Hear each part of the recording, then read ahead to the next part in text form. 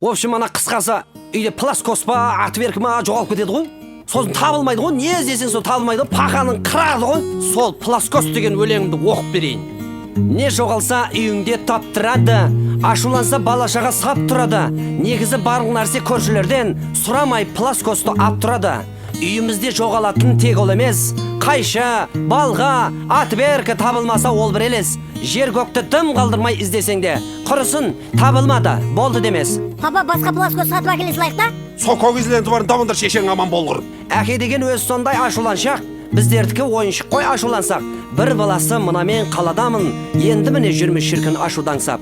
Барлық адам әкелерін құрметтесін, бұл өмірден қызық көрмей құр кетпесін. Әкең саған қатты бір іреншсе, жазу қиын өмірде сол өкпесін. Әке үмітін ақтайық, жүректе мәңгі сақтайық. Адам бол деп ұрысса, мүлде кінә тақпайық. Жаман болсын демейді, бұзық болсаң сөйлейді. Айтқан кезде ұғып ал, бұндай шанс кемейді. Ол адамдар бұл өмірде әке деген, кішкентайдан біздерді мәпелеген. Әр шаңырақ шаттыққа бөленсін да, көбейсінші балашаға әкелеген. Қысқасы пласкосты алған заттарын орнына қойып жүрсіңдерші. Автор өзім Бауыржан Тұрабаев.